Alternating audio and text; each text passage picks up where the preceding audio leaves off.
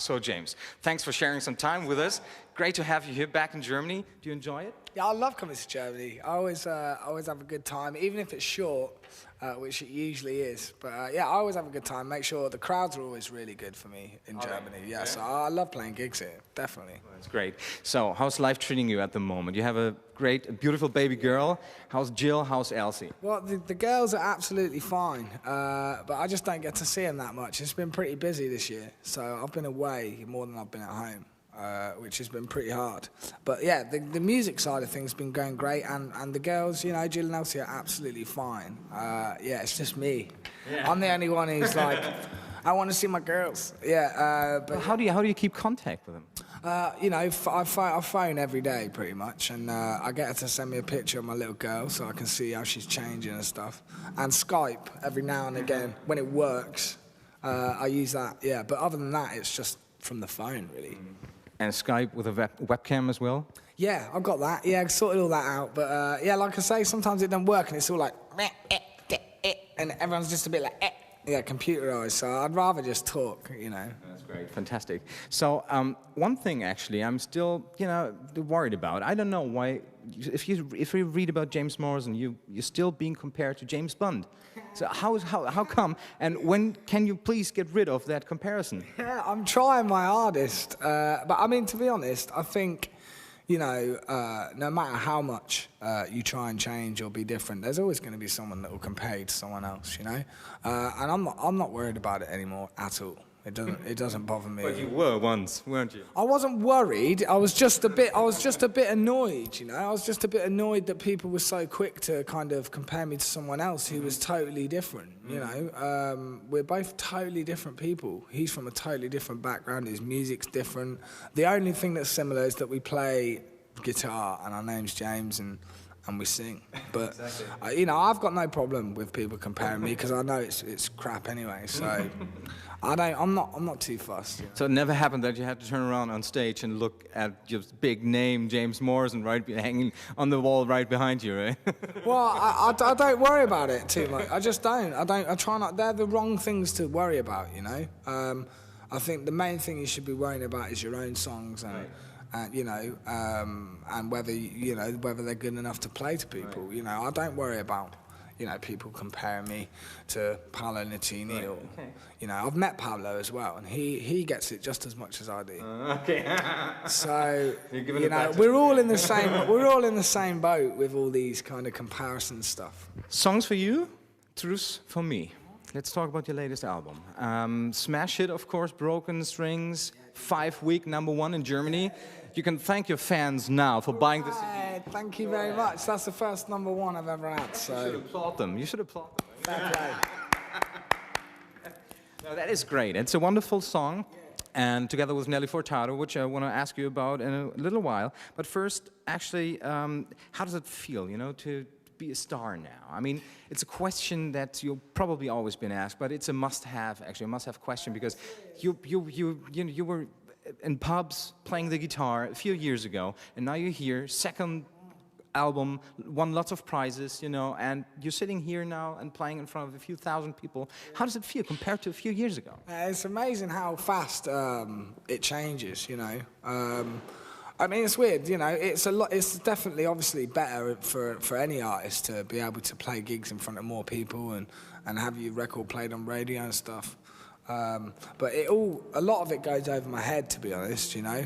Like the success side of it is great when you know, obviously you want to do well, but I try not to concentrate too much on all that side of it and just do it for the right reasons. I think if you get caught up in all the success, then you start trying to figure out why it's successful and trying to repeat it and doing it for the wrong reasons. So I just try and ignore a lot of that. I love playing music, you know, and all the stuff that's happened for me has just come from me playing music, you know, and that's the way I try and look at it. I don't try and look at it as I'm a big star now, you know. You're only a big star for as long as you know, for however good your last song is or whatever. So. And playing together with a band now also makes a difference, a big difference compared to you playing alone on the guitar. I love playing with a band. I mean, ever since I was a kid, you know, that's all I ever wanted to do was get a band and be a part of a band. I never actually wanted to be a solo artist. I just wanted to be in a cool band and sing with a band, you know. So it's kind of cool in a way that, you know, I am both. I can do both. I can be a solo artist, but then when I'm on stage with my band, I'm in a band. I don't really see myself as a solo guy. It's everyone. And my band are so good. Yeah? They're so good. Because they're doing everything you tell them. Well, no, not necessarily that. You know, I'm not, yeah, I am, but not really. You know, I'll tell them what I want and I'll tell them if something's not right, but most of the time they're just on it, or they're on it all the time. You know, they never, I mean, there's never been a moment where I've had to say, look, don't do that again, that was shocking. You know, they're always, I mean, the drummer, he's an old school drummer from back in the day, man. Like most drummers want to be my drummer because he's so good. He played with Van Morrison and the other guys in the band are really established musicians, but they're not too slick either, you know. They love all the same kind of music as that I love, and all that old 60s, 70s stuff and Stevie Wonder, and so it's just great to play with great musicians, yeah. Now, you just mentioned your head, and I just want to throw in a little question here for the girls as well. Your hair has gotten shorter. Yeah. Do you have a new hairdresser? No, I just got sick of having a mullet. You know, I think the mullet look was worn out in the 80s. It's the new James Morrison. I wasn't aware that I had a mullet until I chopped it off. And then I was like, wow, I had a mullet. That was bad. So what do you think about yourself when you watch pictures? Yeah, it's bad. I get kind of like, oh no, why didn't someone tell me I look like an idiot? Well, you just... I believe nobody thinks that. Nobody thinks that. I just thought, it's good to have a change, you know, and it's less hassle when it's short. Yeah, right. You know. Yeah, exactly. It doesn't take as long under the shower, you know. It's fantastic. Give it a bit of wax. Leave it. Get on with your day. Let's talk about the meaning of the title. Okay. I would like to know what you mean by songs for you and truths for me. What are the truths? Well, it's all about basically, they kind of came out naturally, you know. I didn't really know what I was going to be writing about until it came out. And it just seemed like there was a pattern. I was trying to kind of, you know, suss out what the album was going to be about or where it was heading. And in a lot of the songs, there was just little lines or little things that kind of rang true for me, you know. Like in Once When I Was Little, there's a line about holding on to your youth for as long as you can, and I definitely believe that, you know, people can grow up too quickly and lose what's magic about being naive. And there's lines in Broken Strings about, you know, the truth hurts but a lie's worse, and I just thought there was definitely little things throughout all the songs that kind of rang true and were like little messages to kind of you know, to remind me of what's important and what's not important, and the things that I should, you know, that are true that sometimes are hard to hear, or, you know, yeah, so it was all about that. Songs for You and Truths for Me was all about songs for everyone else and for my girlfriend, as in songs for you and truths for me. So it's not just, I didn't feel like it was just a load of songs. I really wanted it to feel like a diary or something that you need to get off your chest, you know. So that just summed up what it was, you know. That you never can go wrong with the truth. Well, you can go wrong with the truth sometimes. Has that happened to you? Definitely. Yeah? What would you say? In the beginning of you know, my relationship, I was honest to the point where it just upset people, you know. And I always thought that I was doing the right thing, but that's just the right thing for yourself, you know. I think you can tell the truth, and there's times where you should maybe tell a little lie, just because it's easier to do that, and you're not going to upset anyone, you know. And I've learned that, definitely, over the last couple of years, yeah. Nelly Furtado. Yeah. She's a fine woman. Go on. That's it. That's all I'm saying. I don't want to get into trouble. No, she honestly, she's a beautiful, beautiful girl, man. The first time she walked into the room, I was like, oh my God. You know, not in a seedy way, but in just like a wow, she's just so beautiful. Her eyes are like wolf eyes or something. They're just really intense, you know.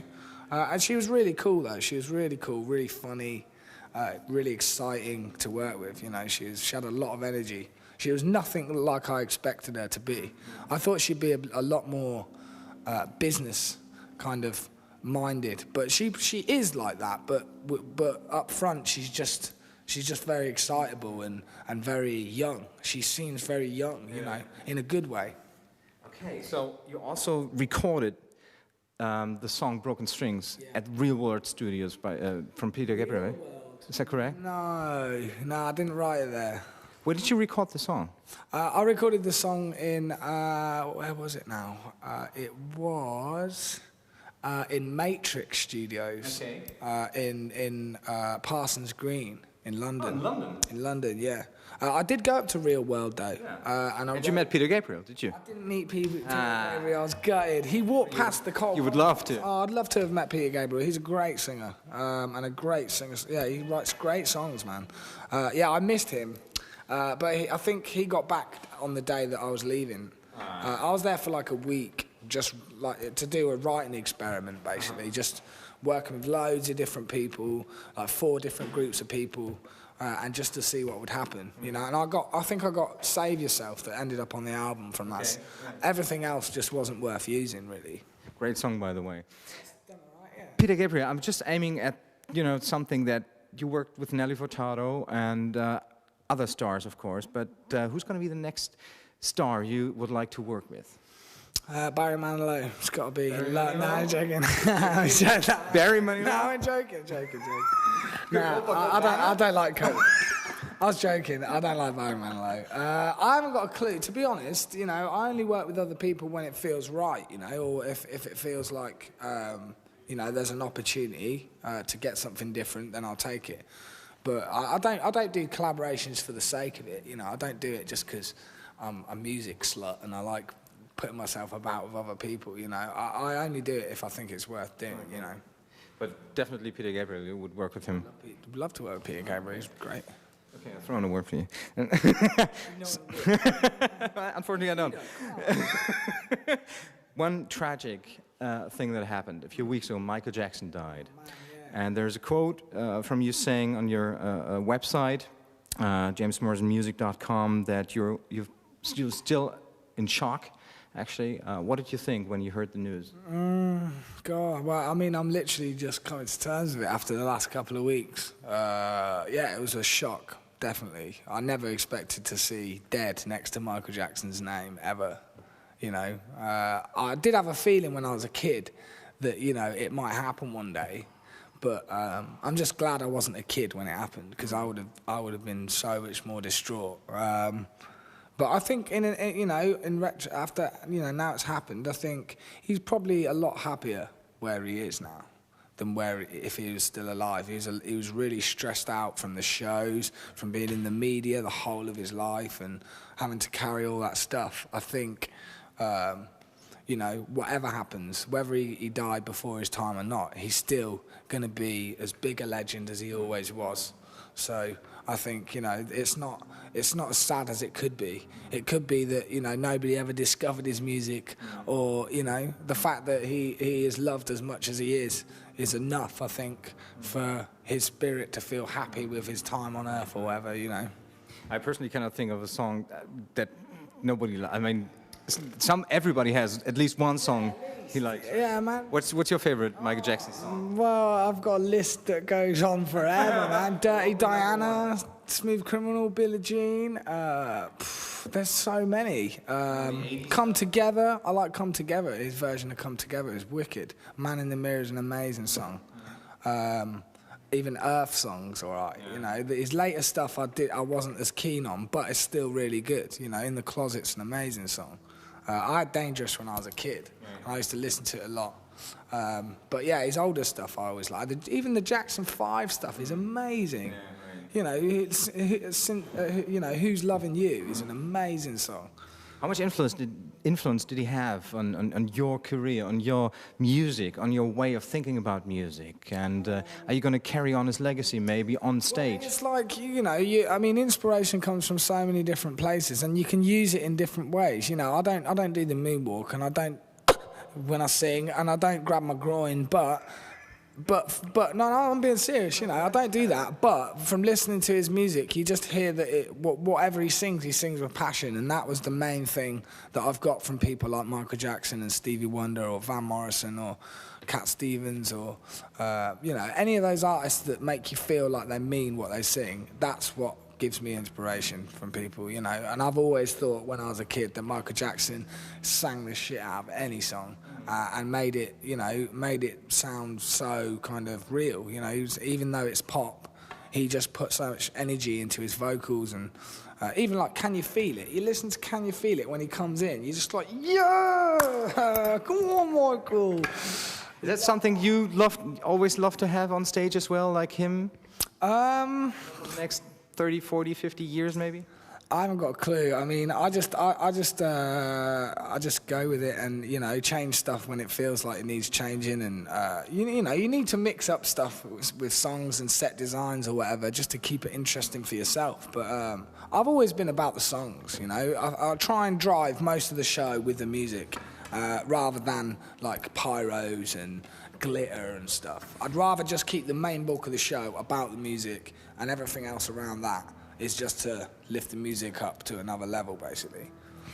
In the news yesterday, the Russians put 3 guys in a capsule for 500 days to simulate a journey to Mars. I don't know if you heard about that, but if somebody would do that with you, or would you make a journey to Mars, which 3 songs would have to be on your journey? Life on Mars by David Bowie's got to be one, hasn't it? It's got to be just for the namesake, I think. Is there life on Mars? Yeah, I'd give that one a go. I really don't know. Spaceman, that'd be a good one. Spaceman. I haven't got a clue, man. I think there'd have to be songs that you could hear again and again. Man on the Moon, there you go, yeah, there you go, there's a 3, all good. Okay, great. Let's answer some questions. Maybe I have one in particular for you. Okay.